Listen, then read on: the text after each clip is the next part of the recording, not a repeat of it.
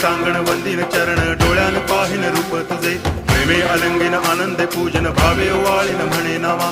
त्वमेव माता पिता त्वमेव बंधुश्च सखा त्वमेव